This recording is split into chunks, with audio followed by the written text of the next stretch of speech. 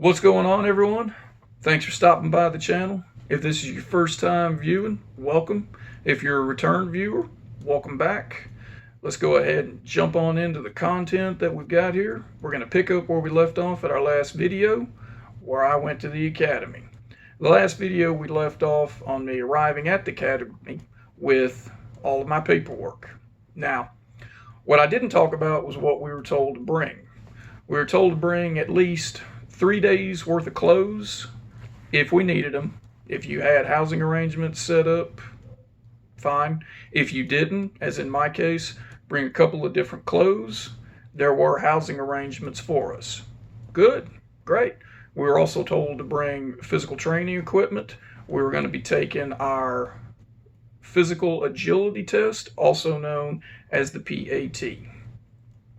We were told don't bring anything else with us. Don't bring guns, knives, explosives, drugs, just the bare minimum that we need for the academy. There are 2 buildings in the eastern region where I went that serve as the academy. In Huntsville, you have the main building.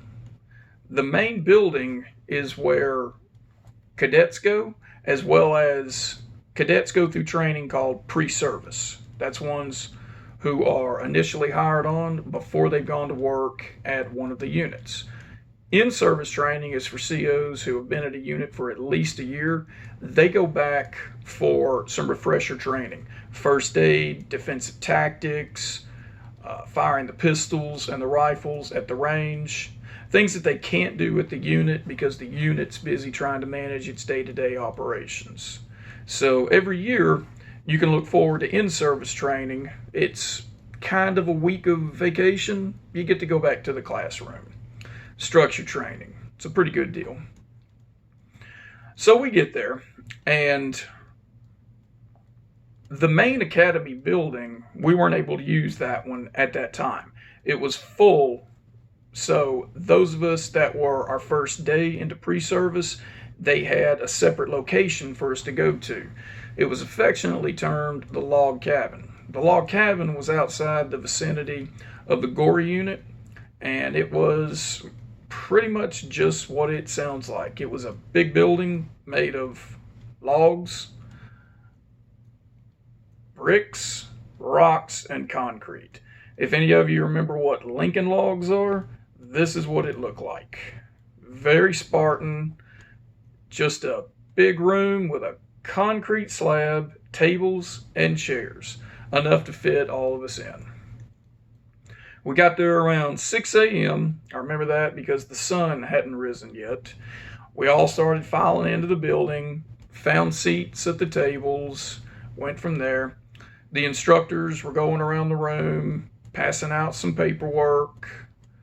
It wasn't really organized very much. We got our documents, and if they hit it to the left, you would pass the documents on down to the right, and vice versa. I think there were around 4 of us or so at each table, pre-COVID, so there was no social distancing at that point. From there, the instructors had us all stand up, and they did roll call. And as they called out your name, you would sit down. If anybody was still standing once a name was called, you were pulled off to the side to find out why your name wasn't called. Some names that were called, they weren't there. These were individuals who, for whatever reason, just didn't make it to the building. Not sure why. Once we had gotten all that settled out, the instructors again had to stand up.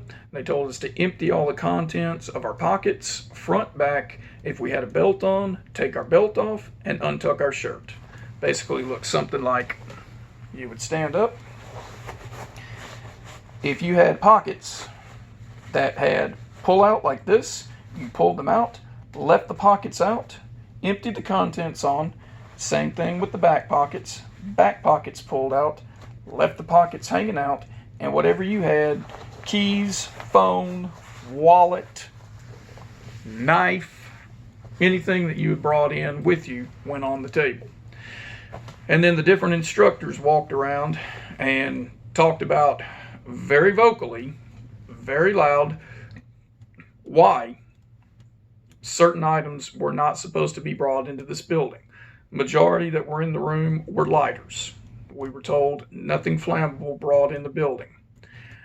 I had a handcuff key on my keychain that I had carried with me for however many years. At that point, it had become a decorative item. I didn't even think anything about it.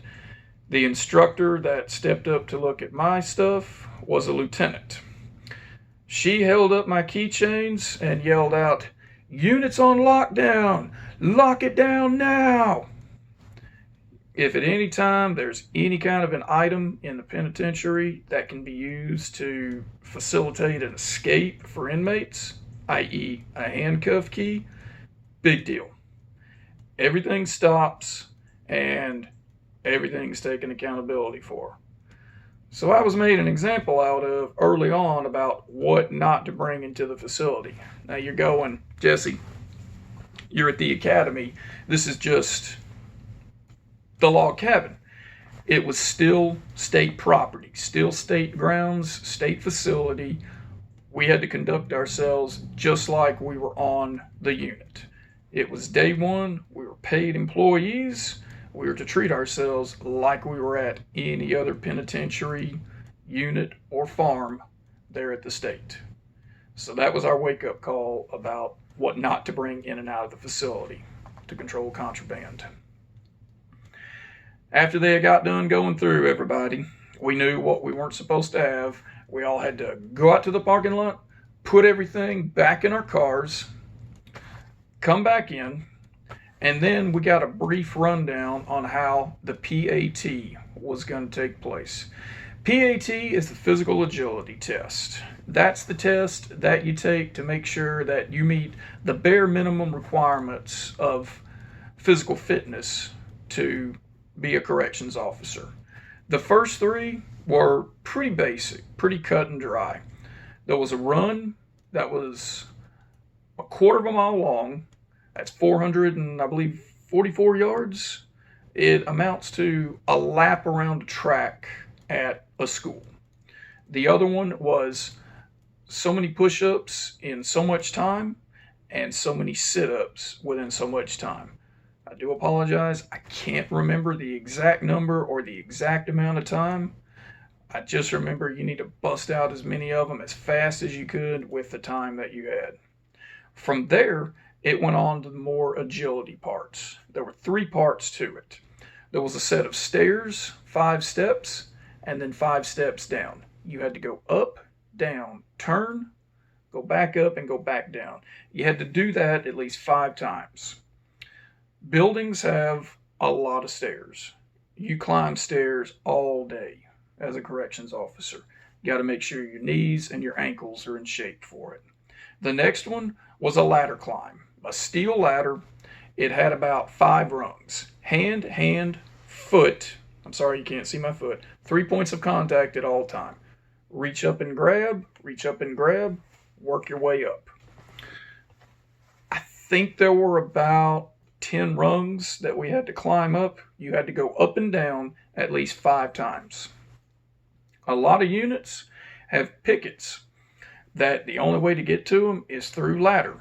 You get to the ladder, the corrections officer that works in there opens up the hatch, you go up inside, closes, you do whatever kind of pass down, turnout, briefing that you need to do. The hatch opens back up, that corrections officer goes down, you close it, you lock it behind them. There's no elevators. The pickets that are outside the buildings, the long, tall towers that are up in the air that the corrections officer is in that has the rifle that keeps watch out over the entire area, you get up there by ladder. So you got to make sure you can climb it. So we had that test. The last one was a simulated dummy drag. It was a human simulator, call it a dummy. You can call it Oscar, some call it Sarah Lee, depending on what the brand name is of the manufactured object.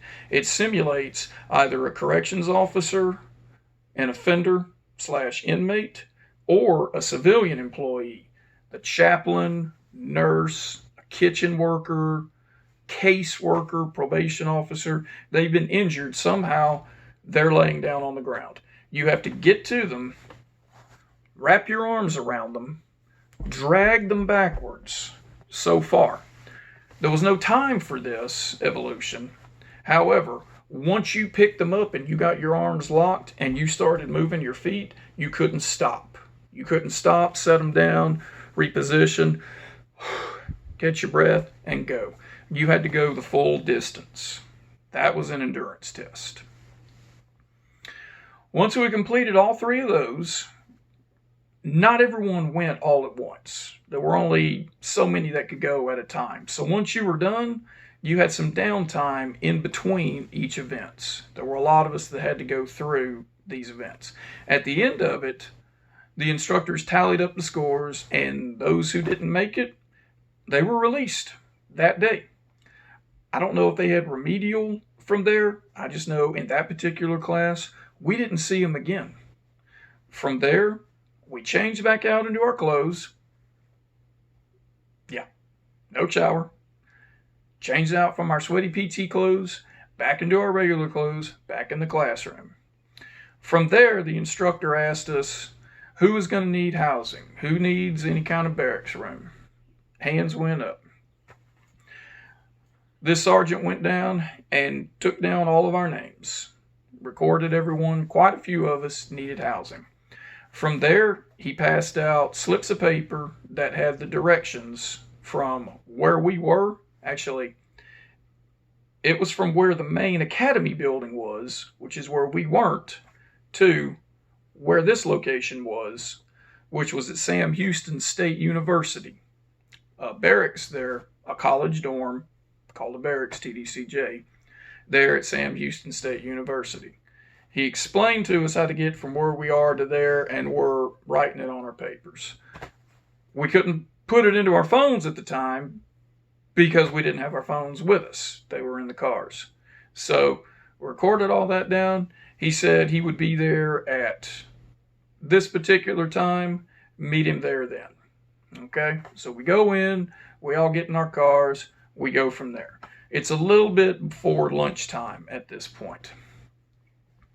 We get to where we're going, and I see that it's Sam Houston State University, a pretty prestigious university in the state of Texas.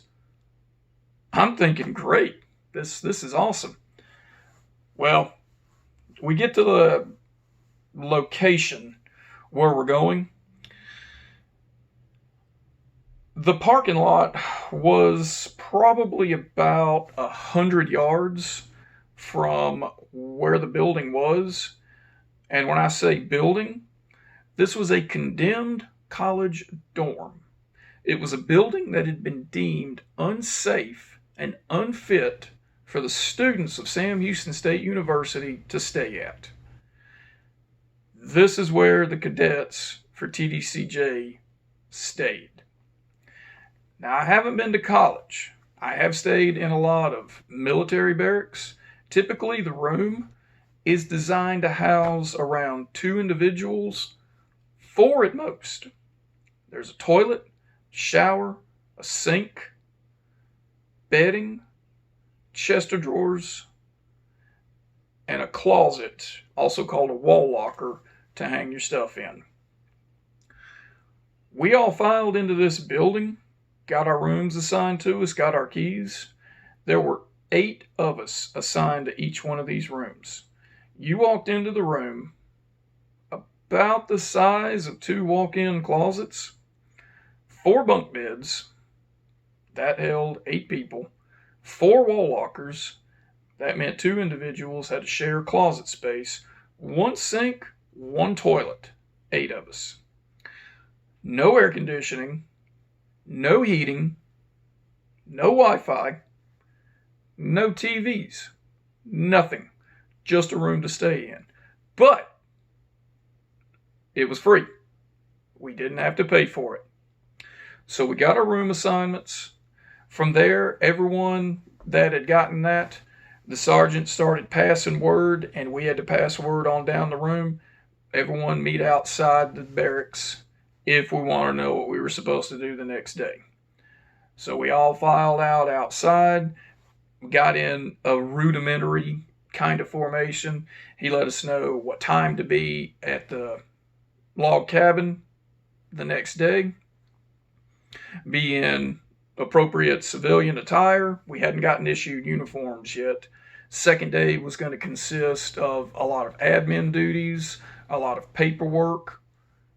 Welcome to TDCJ. Did we have any questions? Everyone just kind of stared. All right. Everyone have a good night. We'll see all of you in the morning. That's about how the first day went from there. I want to appreciate everybody for taking the time to watch this video. I hope you were able to make it to the end. I'm trying not to be too long through all this content. If you have any comments, questions, any feedback for me, please leave them down below. The like and subscribe button are there. If you feel inclined, please feel free. Hope you enjoyed the content, and I look forward to seeing everybody at the next video that we make.